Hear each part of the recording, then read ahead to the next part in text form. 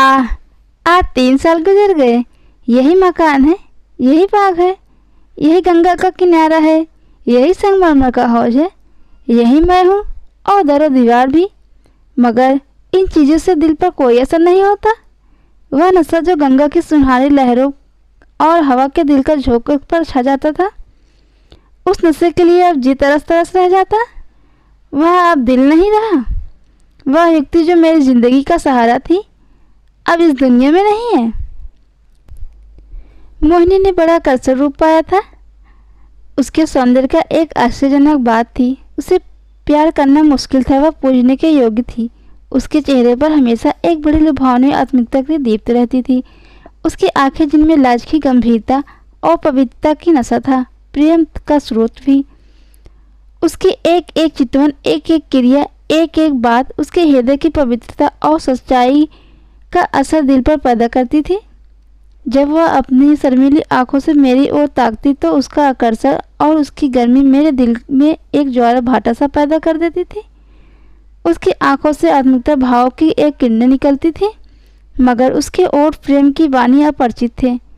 उसने कभी इशारे से भी उस अगाध प्रेम को व्यक्त नहीं किया, जिसकी लहरों में वह खुद तिनके की तरह बह जाती थी।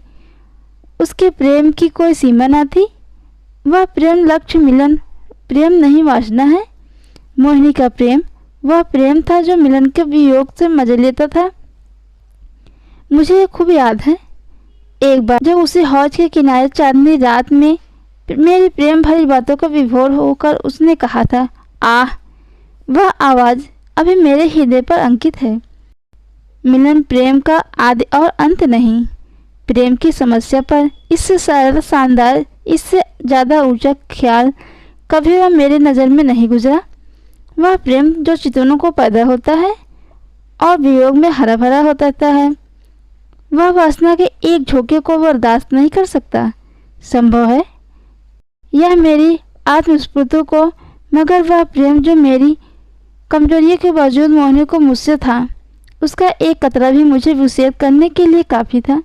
मेरा हृदय इतना विशाल ही ना था। मुझे आश्चर्य होता था कि मुझे वह कौन सा गुण था जिसने मोहिनी ने मेरे प्रति प्रेम में बिहल कर दिया था। सौंदर्य, आचरण की पवित्रता, मर्दांगी का जौहर यही गुण है जिन पर मोहब्बत निछावर होती है। मगर मैं इनमें से एक पर ही गर्व नहीं कर सकता। शायद मेरी कमजोरियां उसकी प्रेम की तड़प की कारण थी। मोहिनी में वह अदाएं ना थी जिन पर रंगीली कविताएं फिदा हो जाती। तिरछी चितवन रूप, गर्व की मस्ती से भरी हुई आंखें, दिल को मोह लेने वाली मुस्कुराहट, चंचल बाड़ी, जिनमें से कोई चीज़ यहाँ ना थी।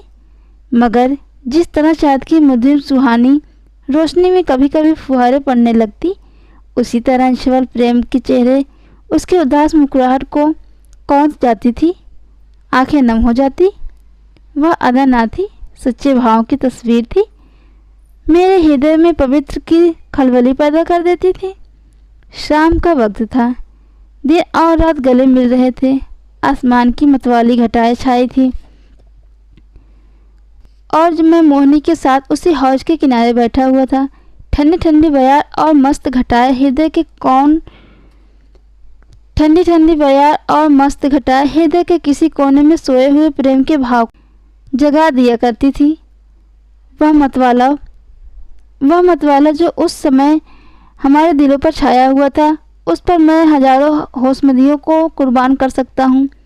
ऐसा मालूम होता था कि उसी मस्ती का आलम हमारे दिल पर बेताब होकर आंखों से टपक पड़ेंगे। आज मोहिनी की जबान संयम बेड़ियों से मुक्त हो गई थी। उसकी प्रेम में डूबी हुई बातों से मेरी आत्मा को जीवन मिल रहा था। एकाएक मोहिनी ने चौंक कर गंगा की तरफ देखा। हमारे दिलों की तरह उस वक्त गंगा भी उमड़ी हुई थी। पानी की उद्गिन उठती गिरती सतह पर एक दिया बहता हुआ चला जा रहा था और थिरकता और नाचता एक पुच्छल तारे की तरह पानी को आलोकित कर रहा था। आह! उस नन्ही सी जान की क्या विसात थी। कागज के चंद पुंजे, बांस की चंद तीलियां, मिट्टी का एक दिया जैसे किसी की अतीत लालसाओं की समाधि थी, जिस पर किसी की दुख बटाने वाले को तरस खाकर दिया जला दिया था, मगर वह नन्ही सी जान जिसके अस्तित्व का कोई ठिकाना न था, उस पर अगाध सागर में चलती हुई लहरों की टकराती हुई भंवरों की हिलकौर खाती शोर करती लहरों की रौंदी चली आ रही थी। शायद जल देवियों ने उसकी निर्बलता का तरस खाकर अपने आंचलों में छुपा लिया था। जब तक वह दिया झिलमिलाता और टिमटिमाता हमदर्द लहरों से झकोरे लेता दिखाई दिया, मोहिनी टकटकी लगाए खोई सी उसी की तरफ ताकती रही। जब वह आंखों से ओझल हो गया, वह बेचैनी से उठ खड़ी हुई, बोली, मैं किनारे जाकर उस दिए को देखूंगी। जिस तरह हलवाई की मनभावन पुकार सुनकर बच्चा घर से बाहर निकल जाता है और चाव भरे आंखों से देखता है, अधीर आवाज़ों से पुकारता है, उस नेमत की थार की तरफ वह दौड़ता है। उसी जोश और चाव के साथ मोहिनी नदी के किनारे चली। बाग से नदी तक सीढ़ियाँ बनी हुई थी। हम दोनों ने तेजी के साथ नीचे उतरे और किनारे पहुँचते ही मोहिनी ने खुशी से मारे उछाल जोर से कहा, अभी है, देखो वह निकल गया। वह बच्चों का उत्साह, वह उद्गिन अधीरता जो मोहिनी के चेहरे पर उस समय थी, मुझे कभी भूलेगी नहीं। मेरे दिल में सवाल पैदा हुआ, उस दिए से ऐसा हार्दिक संबंध, ऐसी क्या विहलता क्यों? मुझे जैसा कपिल शून्य व्यक्ति उस पर पहेली को जरा सा भी बूझ न सका। मेरे हृदय की आशंकाएं पैदा हुई। अंधेरी रात है, घटाएं उमड़ी थी, नदी बाढ़ पर, हवा तेज, यहाँ इस वक्त ठहरना ठीक नहीं। मगर मोहिनी वह चाव भरे भोलेपन की तस्वीर उस दिए की तरफ आंखें लगाए चुपचाप खड़ी थी, और उस उदास दिया को वह ज्यों के त्यों हिलता मचलता चला जा रहा था, न जाने कहाँ किस देश को हो। मगर थोड़ी देर बाद वह दिया आंखों से ओझल हो गया। मोहिनी ने निराश स्वर में पूछा, गया? बुझ गया होगा। और इसके पहले कि मैं कुछ जवाब दूं, पास चली गई, जिस पर हम बैठकर कभी कभी नदी के सैर किए करते थे, और प्यार से मेरे गले लिपट कर बोली, तो देखने जाऊंगी, मैं देखूंगी कि वह कहाँ गया, किस देश को। यह कहते कहते मोहिनी उसी नाव की रस्सी को खोल ली।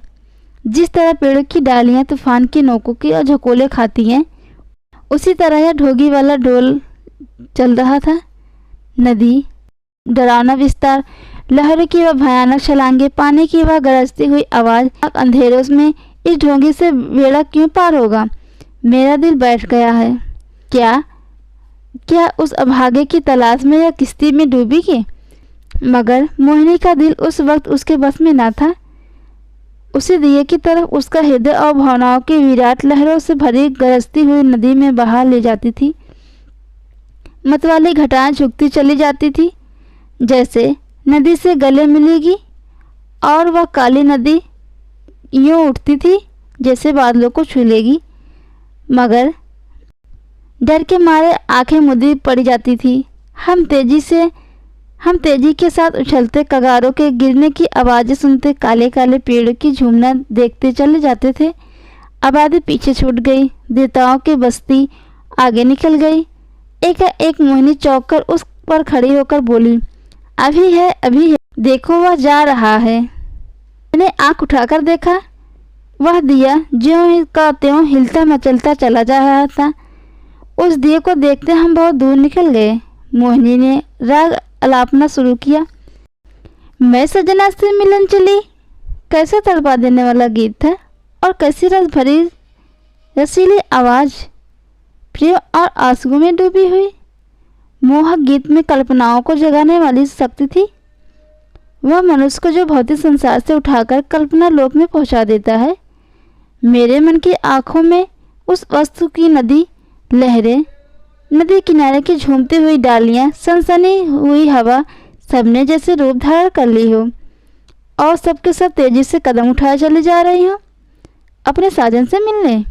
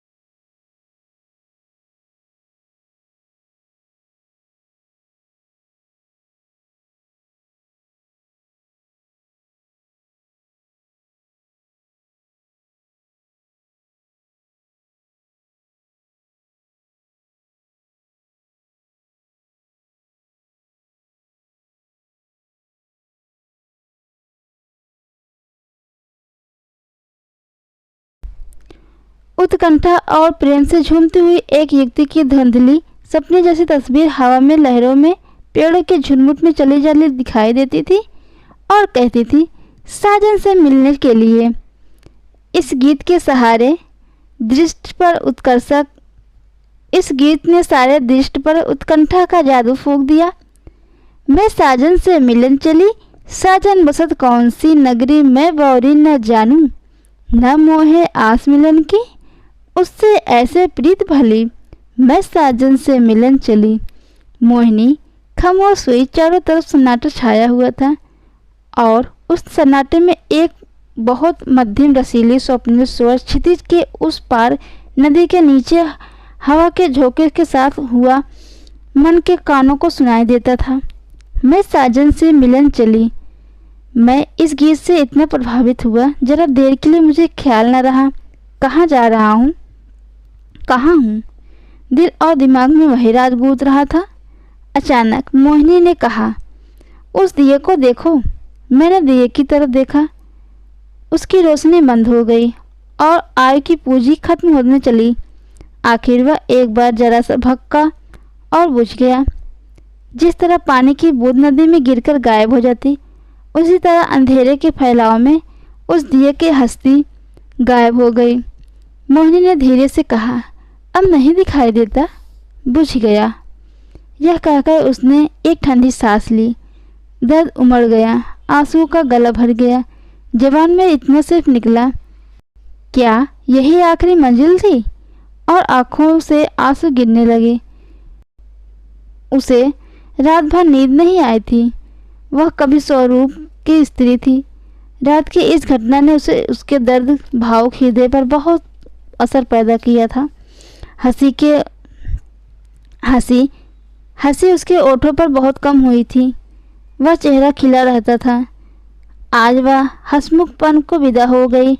हरदम चेहरे की एक उदासी सी छाई रहती थी। ऐसी बात जिनके हृदय की छलनी होता था, रोना आता था। मैं उसके दिल में इतने ख्यालों को दूर रखने के लिए कई बार हंसाने की कोशिश की। उसने उसे खोल कर भी न देखा। मेरी आंखों के सामने एक पर्दा सा हट गया। मोहिनी की बेचैनी और उत्कंठा अधीरता की उदासी का रहस्य समझ में आ गया और बरबस मेरी आंखों में आंसुओं की चंद बूंदें टपक रही थी। क्या उस पर शोर भरे खतरनाक तूफानी सफ़र की आखिरी मंजिल थी? दूसरे दिन मोहिनी उठी तो चेहरा पीला था।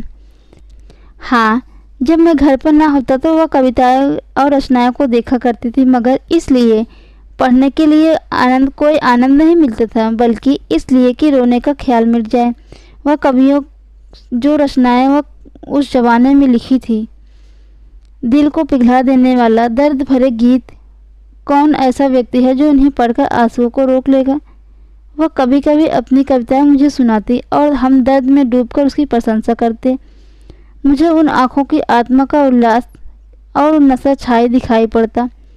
हंसी दिल लगी और रंगीन मुमकिन है कुछ लोगों के दिल पर असर पैदा कर सके, मगर वह कौन सा दिल है जो दर्द और भाव से पिघल न जाएगा? एक रोज़ हम दोनों बाग की सैर कर रहे थे। शाम का वक्त था और चैत का महीना। मोहिनी की तबीयत आज खुश थी। बहुत दिनों के बाद आज उसके ओठों पर मुस्कुराहट की झलक दिखाई दी। जब शाम हो गई और पूर्णमास की चाँद गंगा की गोद से निकलकर ऊपर उठा तो उसकी हौज के किनारे बैठ गए। उस मौज सीढ़ियों की कतार और उसकी हौज की मोहिनी की यादगार है। मोहिनी की बिसात आई और चौपड़ होने लगी। आज तबीयत की ताजगी उसके रूप को चमका दिया था और उसकी मोहक चपलताएं मुझे मतवाला किए देती थी। मैं कई बार बाजियां खेला पर हार गया। हारने में जो मज़ा था वह जीतने में कहाँ। हल्की सी मस्ती में जो मज़ा है वह झकने और मतवाला होने में नहीं। चांदनी खूब छिटकी हुई थी। एक मोहिनी ने गंगा की तरफ देखा और मुझसे बोली, वाह, उस पर कैसी रोशनी नज़र आ रही है। मैंने भी निगाह दौड़ाई। चिता की आग जल रही थी, लेकिन मैंने टालकर कहा, माझी खाना पका रहे हैं। मोहिनी को विश्वास न हुआ। उसके चेहरे पर एक उदास मुस्कुराहट दिखाई दी और आंखें नम हो गई। ऐसे दुख देने वाले दृश्य और भावुक हमदर्द दिल पर वही असर करते थे जो लू की लपट फूलों के साथ करती थी। थोड़ी देर तक वह मौन निश्चल बैठी रही, फिर शौक भरे स्वर में बोली, अपनी आखिरी मंजिल पर पहुंच गया। दोस्तों, अगर मेरी कहानी आपको अच्छी लगे तो मेरे चैनल को लाइक करना, सब्सक्राइब करना और दोस्तों के साथ ज़रूर शेयर करना। धन्यवाद।